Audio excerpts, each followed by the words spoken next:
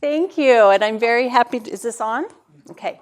I'm very happy to be here, and Diane, thank you for the invitation. She didn't share the part about she came and got us all excited about this opportunity, and it was a couple weeks later that she announced her retirement. So I'm so thrilled to be working with you and have you here, as well as everyone else that we have the opportunity to work with.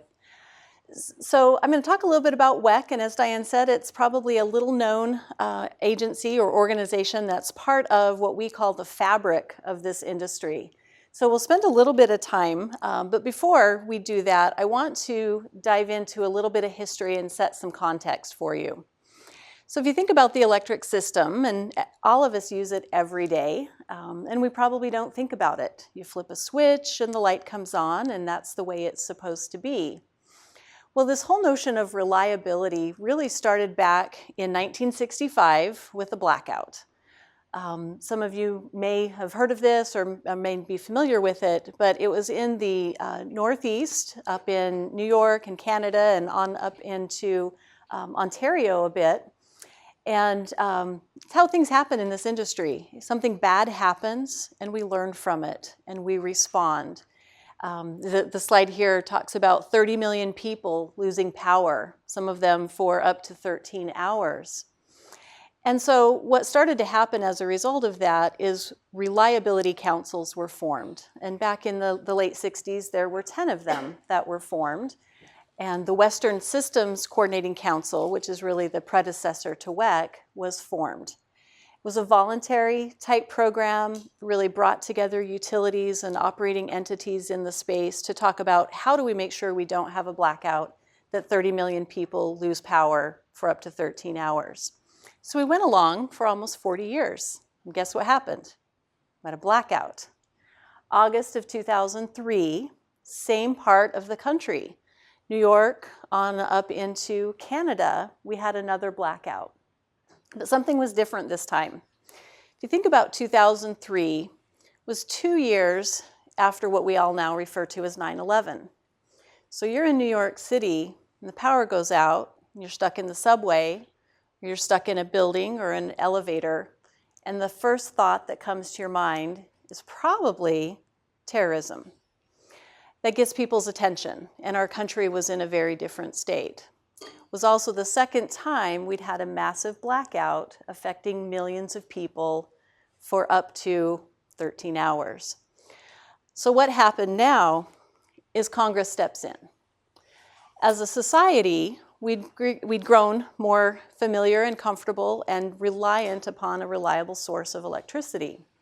So the Energy Policy Act of 2005 was enacted.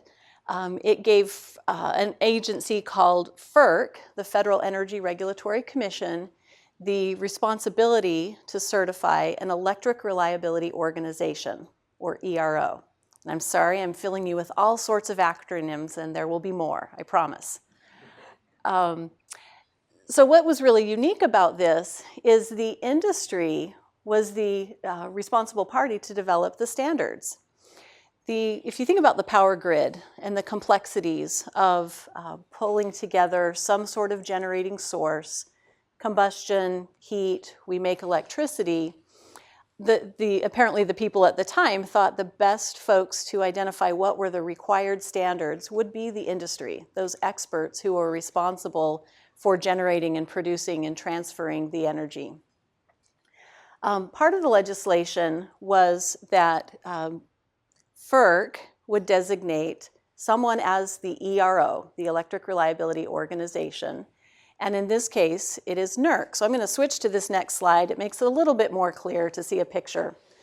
So FERC is the federal authority, excuse me, a government organization that oversees the reliability as well as the markets and some other aspects. FERC certified NERC, the North American Electric Reliability Corporation, as the ERO for North America. Technically, FERC certified them for the United States portion of North America because FERC's authority does not extend into Canada, but the interconnections do. And then you're wondering, FERC, NERC, why do we have WECC? It should be work. We've thought about that. We decided to be a little bit unique. The legislation allowed for NERC to delegate this authority to what we call regional entities.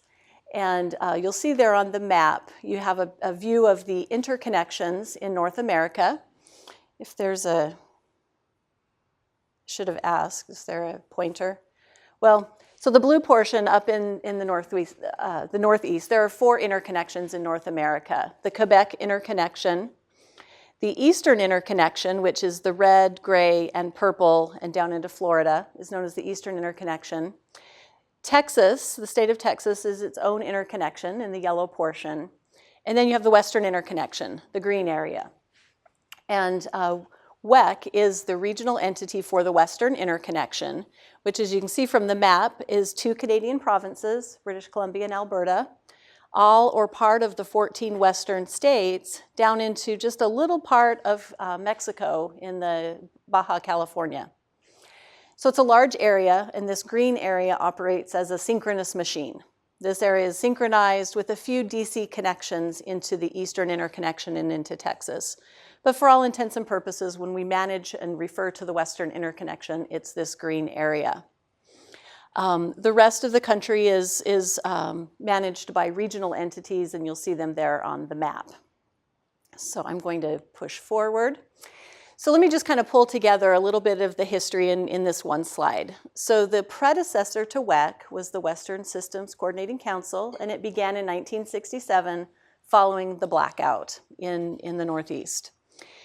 In 2002, we officially became WECC, and at that time, it was through the merger of some regional transmission organizations that were involved in the planning of the bulk transmission system. They merged, we became WECC. And then remember, 2003 is when I mentioned we had the blackout. In 2005 was the Energy Policy Act, which called for those mandatory enforceable reliability standards that actually have the authority of penalties, which I didn't mention. The number that gets everyone's attention is officially the legislation allows for penalties of up to $1 million per day per violation. Number really kind of carries some weight. If you think of an entity who perhaps has violated a standard for multiple days or has multiple violations, those can be some really large numbers. We've never issued a penalty anywhere close to that. But there have been some penalties across the Electric Reliability Organization in the millions and tens of millions of dollars. So it's not insignificant. So those mandatory standards became effective in 2007. And then in 2014 is the most recent change that affected us here in the West. I'll talk a little bit later about a function that we call the Reliability Coordinator function. Prior to 2014, that was actually part of the WECC organization, and in 2014 we split off and truly became an independent organization. When I say independent, I mean our board is now an independent board of directors. Prior to that, we had a mixture of independent directors as well as stakeholder representatives who represented the utilities.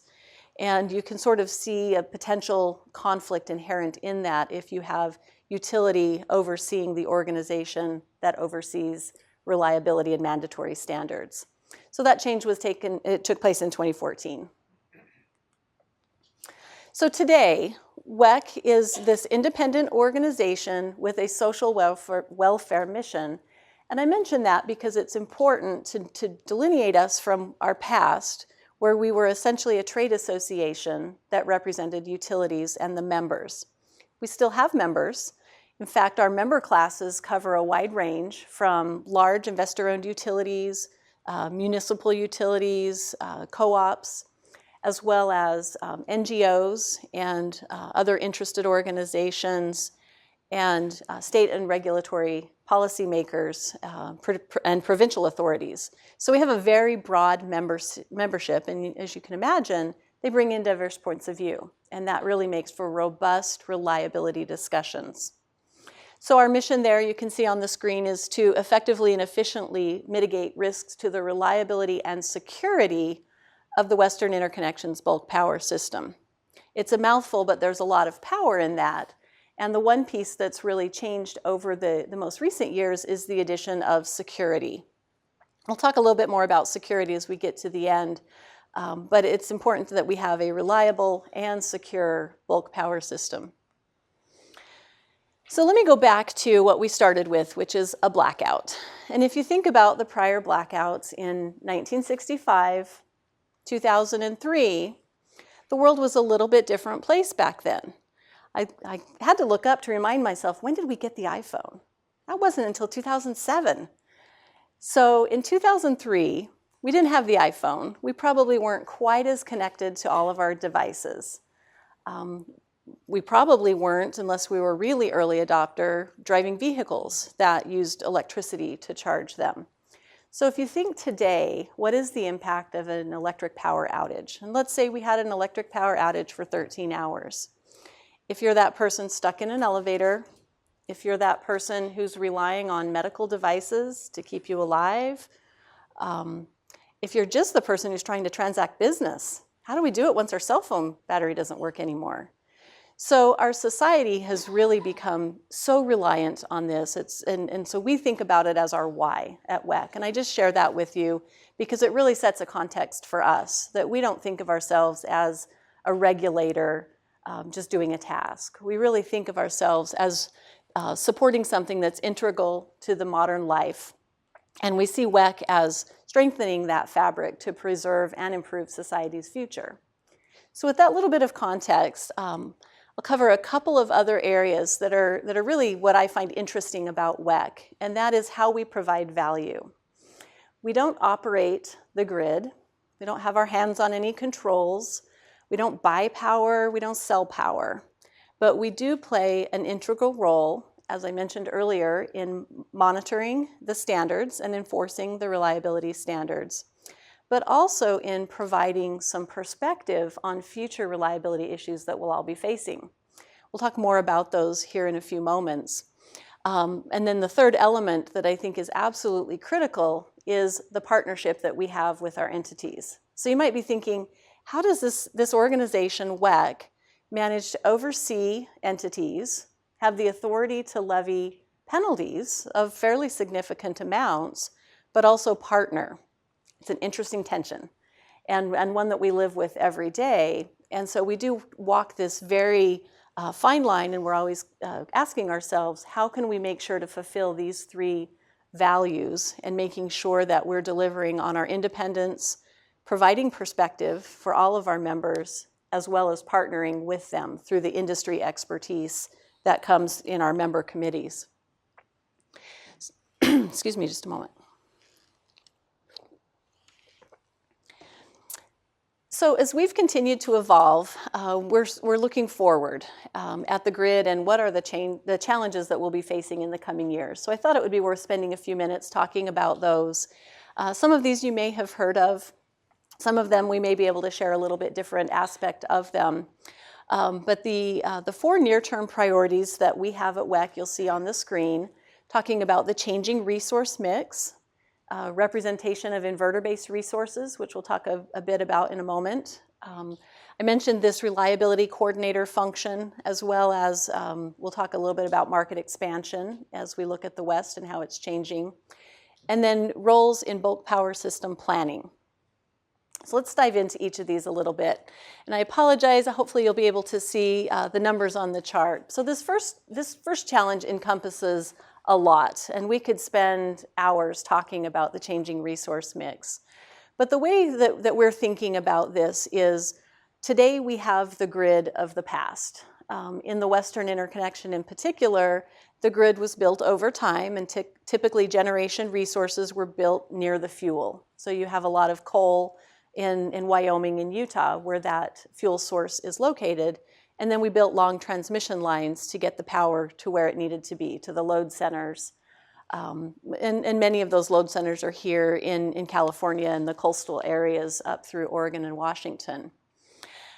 What is happening, and a variety of drivers, some of them economic, some of them policy, some of them political, we're changing to a different resource mix. And we're still using the grid that we've had all along. And so the reliability risk that's associated with that is we need to make those changes in a thoughtful and planned way The piece that's unique for us right now across North America is the pace of this change.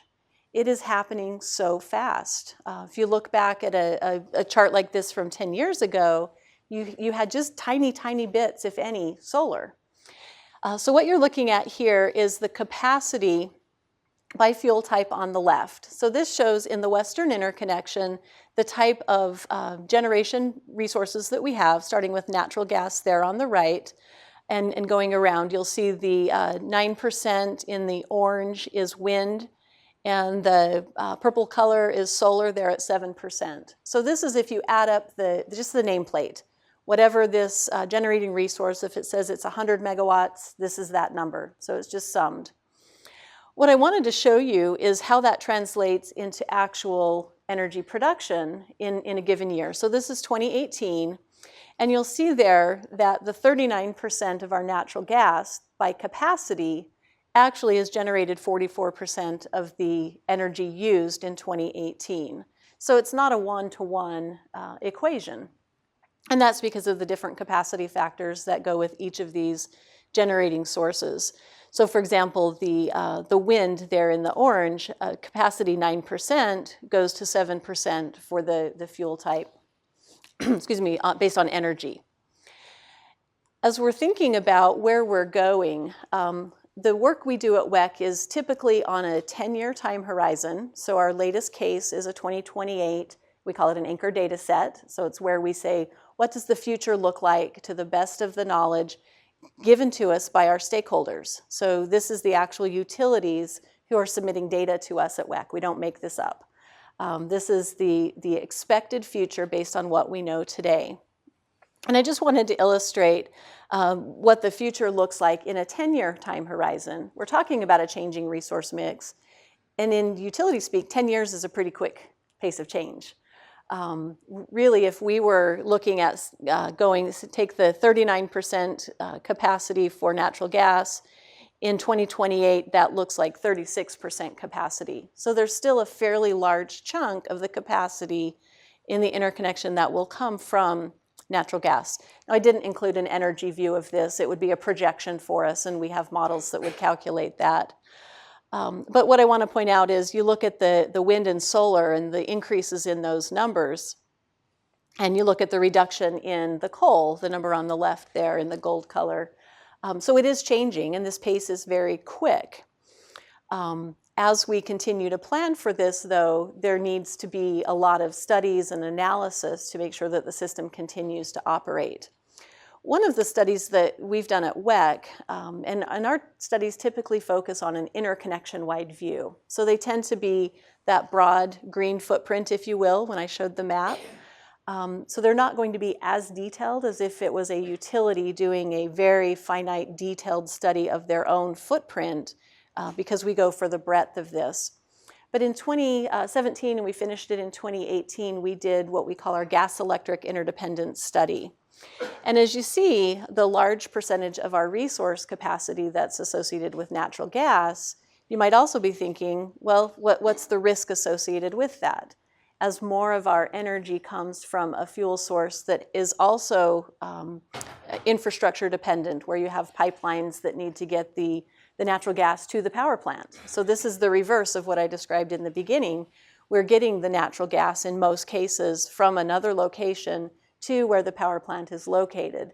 And what happens if there's a disruption along the natural gas pipeline? So we did a really interesting study with a couple of partners, E3, one of the consulting firms, Wood Mackenzie, another consulting firm, and Argonne National Labs. So we had a really interesting four-party agreement where we studied this issue and identified that there are some risks and things that we need to think about as we're transitioning to a different fuel mix. Natural gas has really become the balancing fuel for the solar and the wind. So if you think about when the solar goes down, or at the end of the day when the sun goes down, and so you don't have solar generation, if the wind capacity isn't enough to counterbalance that, we need a resource that will switch automatically. And natural gas has really become that flexible balancing fuel. But one of the reliability aspects is we need to continue to look at that to make sure that we have a sufficient supply as well as all of the detailed frequency response, voltage support, and other essential reliability services. Okay, so let's talk a little bit about inverter-based resources. This is the area where we're talking about your windmills, your solar, and your battery storage in many cases. There's a lot of, as I mentioned, transition to these new kinds of resources, but we're learning things about them. And we're learning that they don't always behave the way that our traditional resources of coal and nuclear and even natural gas behave. And so the key will be to make sure that we have models to study this. We can't wait until tomorrow and say, well, I wonder how it's going to operate. So we're working very closely with the vendors of the modeling software, in particular PowerFlow and production cost modeling, to make sure that the models themselves are capable of modeling these types of resources. But then we also need to get the data of resource specific, because they're very unique, and they're not something that we can just put a placeholder into the model.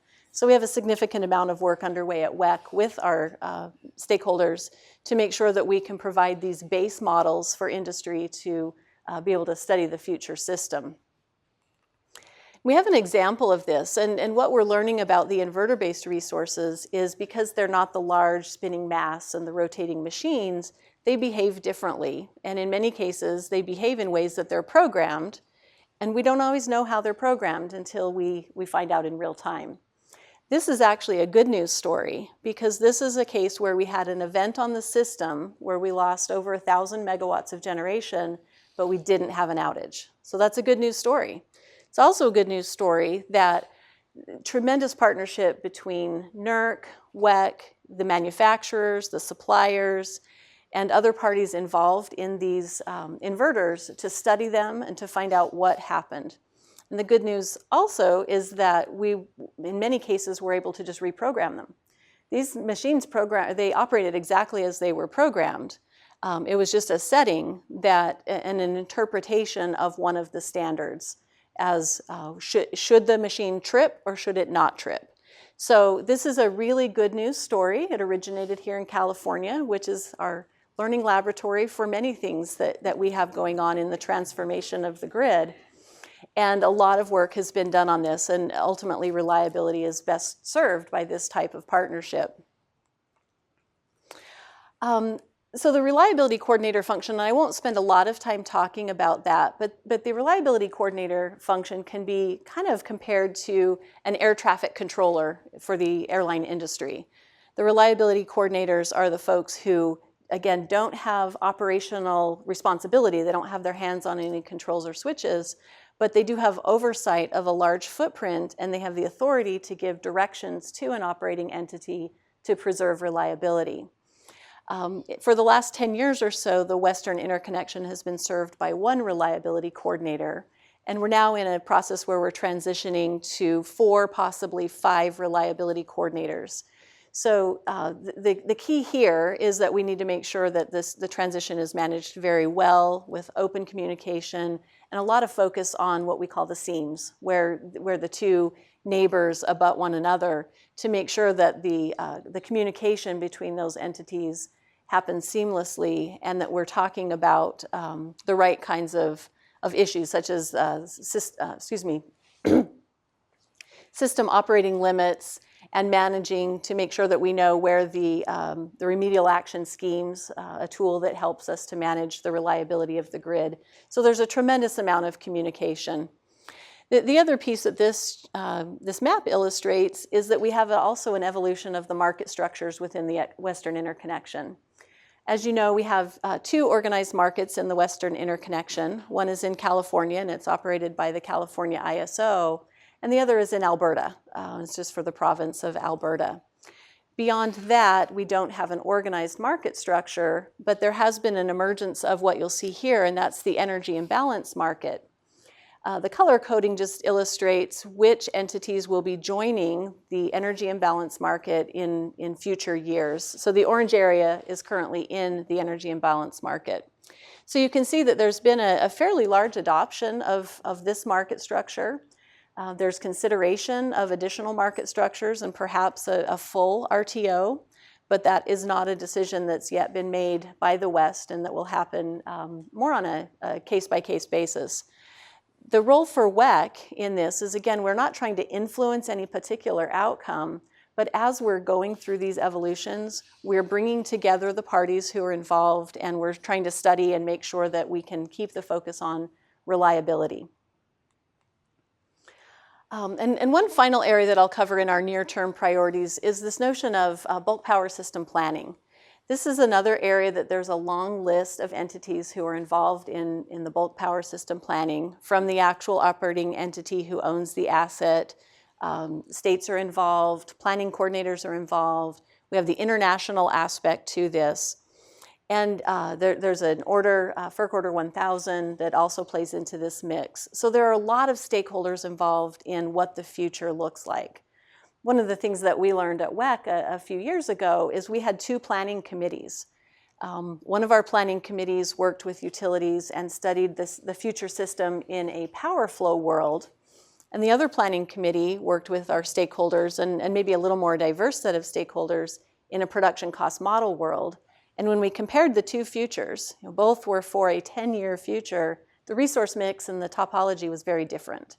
And so we realized that for there to be validity in the types of studies we were doing, it would be really helpful if we had one view of the future. We could start with a common foundation, and then whichever party is doing their study, they could make the changes where they needed to. So that has been a large step forward and something we still need to continue to focus on. So the final challenge that I'll talk about, and I call this a global reliability challenge in this context, mostly because the first 4 things I talked about are pretty unique or differentiated in the West as compared to the rest of North America. And so it's something that WECC is uniquely focused on with its stakeholders, whereas critical infrastructure protection affects everyone. And the solutions are going to be very similar across North America and, quite frankly, across the world. This is an emerging threat that we will continue to learn about, and it will continue to change because for lack of a better word, the bad guys are continually working to try and access the assets.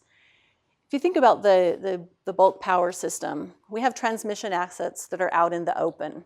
It's really hard to build a box around every transmission asset or every generating facility. So the physical protection standards focus on things like perimeter fencing and other kinds of ways to de-emphasize the nature of the asset.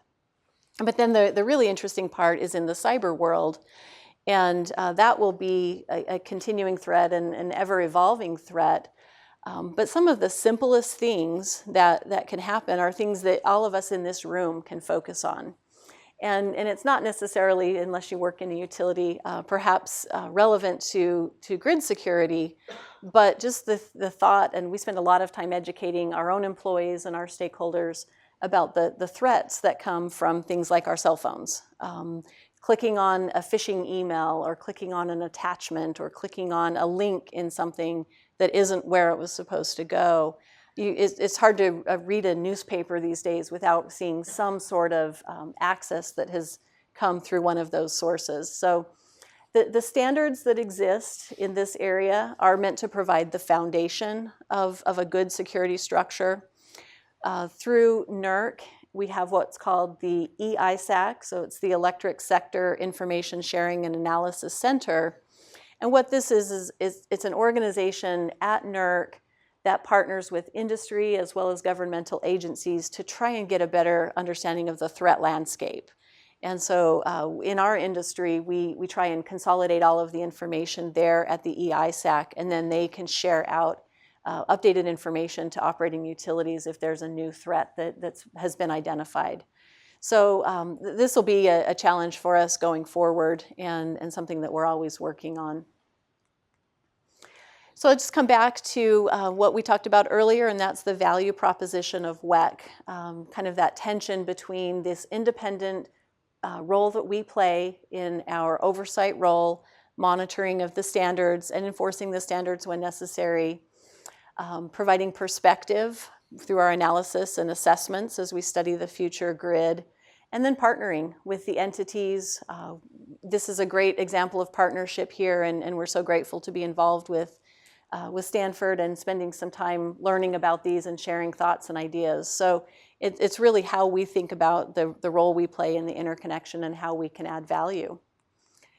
And with that, I will leave you with a QR code, or you can go to our website.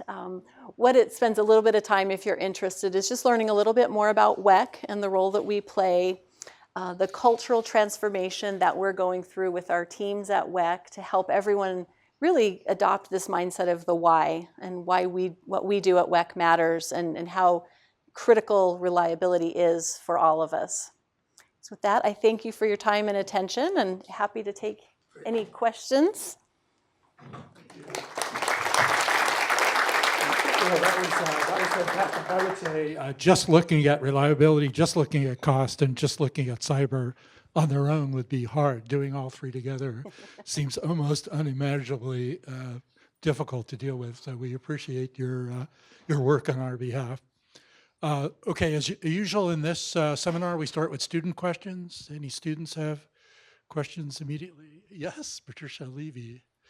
Yeah, I'd be curious if you could speak to how WECC is thinking about the impact of wildfires on reliability, as that's become a very hot topic here. Given the footprint where we are today, I expected that question would come up. So the industry itself thinks of all hazards planning, right? I mean, we talked about this infrastructure that's out in the open, and it's really hard to, protect against any sort of threat, whether it be wildfires or something else. The standards themselves are meant to help a utility think through how do they plan if they had to take a line out of service. And I know that's something that's now in the state of California. Part of the plan for the IOUs is to plan ahead to de-energize a line if necessary to prevent, as a fire might burn through a wildfire area, or prevent sparking one. So the planning standards themselves ask a utility to think about, we call it N-1, and make sure that the system can remain reliable and stable, as well as continue to meet load in the event that they have to take an element out of service. We're all wrestling with what is the impact and the aftermath, and quite frankly, the delineation for WECC is some of the elements are not part of what we call the bulk power system. Some of the standards don't cover lower voltage systems, and the distribution level, for example, is typically around below 100 kV. So it depends on the voltage class of the line whether the reliability standards that we have cover that particular piece of equipment. The safety standards are not something that's within our purview. So I think that's one of the challenges is from a regulatory standpoint is there's probably not just one agency involved in various aspects of that question. No problem. Any other student questions at this point? Okay. So I just had a question about geomagnetic storms. You read about those, and those could happen like the one in 1877. It could wipe out the whole grid. Is that something that worries you? Are there plans for it? So my data doesn't go back far enough to cover that particular issue, but geomagnetic storms is something that's contemplated within the standards. FERC recently directed it within the last couple of years for NERC to write a standard around geomagnetic disturbances and the types of studies that need to be done on a system to make sure that the equipment is protected. So it is something that's contemplated in the standards. There hasn't been a lot of activity on that other than, I would say, through the EISAC as well as through what we call our situation awareness responsibility. We do monitor when there is elevated activity, and that information is communicated to utilities so they can be aware. Other questions? No.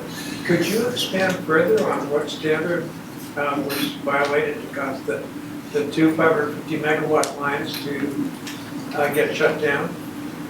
So let me just, if I can have a friendly amendment to your question, and that is when we think of an outage, we don't always think that a standard was violated, right? So there are some kinds of events that happen, and it doesn't necessarily implicate a standard. The one in the Blue Cut fire, this instance where the inverters went offline, was an interpretation question about what we call the PRC, the Protective Relay and Control Standard, that applied to, there's a curve, and I won't go too much into the detail, but there's an area where a generating facility may trip, and the manufacturers interpreted that as must trip. So it was set a little bit too sensitive when the frequency was calculated, that the machine interpreted it as a must trip that facility. So that's an area that roughly 60%, if I'm remembering my numbers correctly, of those inverters were able to be reprogrammed to correct that problem and reprogram it so that they may trip and not are required to trip. So that we had to increase the amount of time that they would ride through that disturbance before they tripped to protect the equipment. Are high voltage DC lines being phased in as sort of a buffer against propagating phase lock disturbances? So, most of the high voltage DC lines are connections between the Western Interconnection and the Eastern Interconnection, and then there's one large one running north to south through California. I don't have any stats, but my memory doesn't tell me that there are a significant number in the pipeline to be proposed. But from time to time through the planning studies, we do hear that a DC line is being proposed, but I'm not aware of any currently.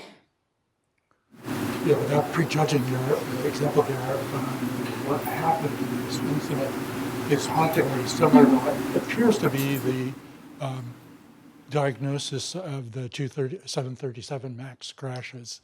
So we may see this kind of, is it the machine that decides or the people that decides, coming back more and more frequently across things. So that leads to another related question to the previous two, is who has jurisdiction on cyber, and how do you think about that from your side of this? So jurisdiction on cyber is split between many agencies. Through the ERO enterprise, we do have critical infrastructure protection standards that cover various aspects about access controls and into utilities, how and when the systems are managed, and that they separate out the operating system from the information technology systems. So any of the devices that are used to manage controls should not be connected to the internet. But you also have Department of Homeland Security, DOE in various aspects. So there are many other federal agencies, and that's where the EISAC that I mentioned comes in to play, that they're trying to pull together all of the information known by those various agencies and look for threats so that they can report back and identify opportunities to really protect against them. Great. Let's see. Oh, wow, now we have a whole flow. So I think Touched I a saw nerve. on the aisle over there. In case you mentioned this, I'm sorry I can't like, but what are the assumptions you're making about the cost of battery power and the cost of solar and wind, but primarily the cost of battery storage for helping override events and for stability, both grid stability and load shifting? So within our production cost model, we do put in costs of various sources, and we do various sensitivities. WECC doesn't decide what those costs are. We actually work with our stakeholder committees to get input on what the right costs of various technologies would be. So I can't tell you exactly the numbers that were put into the 2028 case. I don't have that with me, but we do have on our website information that's publicly available about the cases. If somebody said, try this number, could you do a sensitivity study? We couldn't. We could make the foundational case available for others to make that, but the cases that we run are not simple enough. It would take a month or so to run an updated case, And we really focus on the types of cases that have interconnection-wide appeal to our various stakeholders. So we're able to do about 10 sensitivities a year. Great. Bruce, Alex, and then over here. So, in as much detail as you feel comfortable talking about, could you discuss the spines that you're given? What kinds of actions on the part of various entities that you overlook would cause them to be fined? And what is it, mere stupidity, or is there something happening?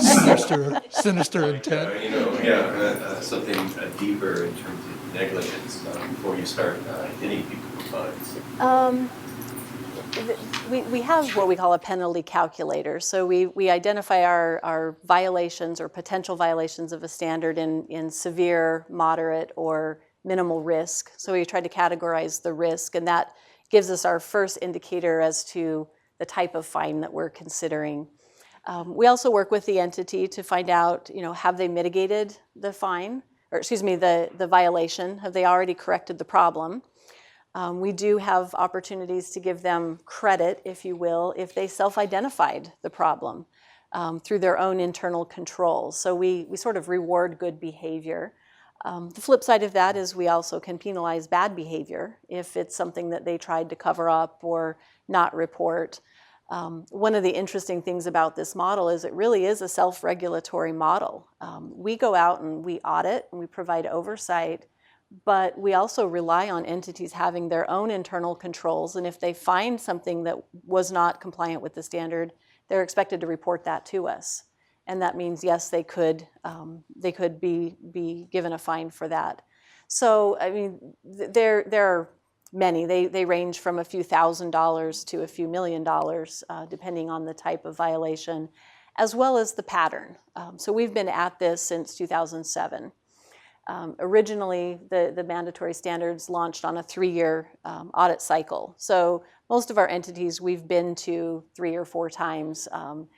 If we see a pattern of bad behavior or violations, the fine might be escalated as a result if we're trying to get their attention. Or there may be some other sort of something contemplated in the settlement, such as it requires a senior officer to sign off on the settlement agreement as opposed to a manager or something, just to make sure it gets the attention at the right level. Can you give us some concrete examples? You don't have to give names, but just some concrete examples of the types of sins that are going on. I mean, the standards are pretty broad. It's we had there was recently a $2.7 million fine for some record-keeping kinds of violations. There have been, I saw some a couple of weeks ago that were a couple $100,000 for not using the right kinds of, or not identifying all of the facilities within their studies. So they're required to do transmission planning studies, and an entity hadn't identified every facility, so perhaps their studies weren't as comprehensive or conclusive as they should have been. There are 100 or so standards, so I'm probably not going to be able to give you a good example, but most of the operations and planning fines are public. You can find them actually on the NERC website, and you can go in and look and see the amounts and the entities, unless it's confidential. Critical infrastructure protection are typically kept confidential, hopefully for obvious reasons that we don't want to create a roadmap. Jim Sweeney, did you have a follow-up on that one or a totally separate one? It's a different issue. Okay, so I'll put you in the queue. So Alex, here, there, and then Jim will get the last word of that one. I'm a little confused about your 2 pie charts you started with early on. Mm-hmm. And particularly you mentioned that wind was 7% of the capacity in the areas that you're controlling. And yet when you showed the actual delivery, it was originally 7. It became 9%. I'm sorry, it was originally 9, became 7%. Mm-hmm. And yet for a source that has a capacity factor of 40% or less, how does it actually gain in contribution to the actual delivery? Because it only went down 2%. So 2 percentage points doesn't really reflect the capacity factor that wind would have. Well, it's not necessarily the capacity factor of a particular unit. The pie charts we showed just summed all of the generation dispatch for 2018. Yeah. It depends on what everything. And it everybody else is depends, it's possible. Okay. Yeah, no. I mean, it's an interesting question to have to address, because it would seem that you would want to throw out that source that's making wind look better than it really is. Well, it just depends on how things are dispatched and what's counteracting right. for it. But Okay. yeah, I probably don't have a great explanation for 2018 without sitting down and analyzing those, but those are the numbers. Okay, over here in the back, and then Jim. Yeah, just one question on the compliance activity again. Am I reading it correctly that it is after the fact, that there's no element of real-time monitoring happening within the walls of WECC? Real-time monitoring of compliance, no. We do, probably the closest to that is we do in some instances quarterly self-certifications, but we don't have the bandwidth or the resources to do real-time monitoring of the standards. So it's part of that self-regulatory model. It really relies on this industry doing the right thing and doing the right thing for reliability. Great. Sir? Yeah. And what has just struck me, and I'm wondering, is it possible to tap energy from fires? When we have fires, is it possible to get energy out of those? Energy out of those, I'm sorry? Yes, Energy yes. on fires. Well, I'm sure it has energy of some sort. Could you? I haven't seen that as a technology option for the electric side. Well, this is, I've seen we can tap geothermal. And from geothermal, what we are after is heat. And so at times when we have fires which can occur periodically, I'm thinking, is it a possibility to, even though it is a bad thing, as a potential Yeah, solution of boy, this I'm risk? probably not the right person to tell you if it's possible. I've had a philosophy that with enough time, money, and engineering expertise, most things are possible. But that's not one I've heard. Yeah, wouldn't it be great to be able to do that? Absolutely. So, Jim Sweeney, last words. You talked a lot about process of creating reliability and security, but do you have any quantifications of, say, the West of California about the likelihood of severe disruption? I think of, for example, the Metcalf, an attack on the Metcalf transformers, and as possible probe to see whether there's a longer term ability to knock it down. How much, and the quantification is, how much should we be worried that the grid could be shut down by either physical attacks or cyber attacks? We're talking about 1 in a billion, 1 in a million, probably going to happen in the next 2 or 3 years. I mean, what's your assessment? Yeah, I would say it's more toward what you first said and not, the probably going to happen. There are tremendous amounts of controls in place, protective equipment, protective devices. I can't say that it's a non-zero number. We don't quantify, the risk profile from an attack point of view. From a planning point of view, we use a 1 day in 10 scenario as the planning margin, but that, we can't. But that's from natural, that's not from attacks. Right. And probably, could it be that when you quantify, you're quantifying the least significant probabilities of things going down and not quantifying the most significant? I guess it could be. We haven't quantified the risk against a cyber attack. However, through the intelligence that we work through, there's a lot of information sharing and a lot of analysis that goes on, and there are mechanisms in place if we thought there was an imminent threat from some actor toward the grid. There are mechanisms in place that would notify industry immediately and agencies. Is there any crosstalk between you and DHS, which may lead? Yeah, and the probably the best example I can give you is we have what we call it's GridX We're now preparing for our 5th version. So through GridX, NERC and the regional entities and the EISAC work to simulate a coordinated cyber and physical attack on the grid. So in November of this year, we'll do the 5th iteration of that. And what we do is we drill the entities, we test them, and we simulate that through infusion of different things happening on the grid, and we have them test their procedures to either isolate or island their portion of the grid, respond and restore if necessary. So we drill on this, and we'll be doing that again later this fall. And that's probably the best indicator of what our readiness is for one of those things. But so I don't think it's imminent that there's something that we should be prepared for. I think we should have confidence that the utilities are out there preparing for things to happen, and that's part of their all hazards planning approach is to study and assess those kinds of issues. So since we're just about out of time, I'd like to thank Melanie and Diane for bringing Melanie here, for describing such complex and somewhat scary issues in such a calm manner. I think we all really appreciate that. So it's nice to know the person who's close to the controls is so calm. So thanks again. Thank you.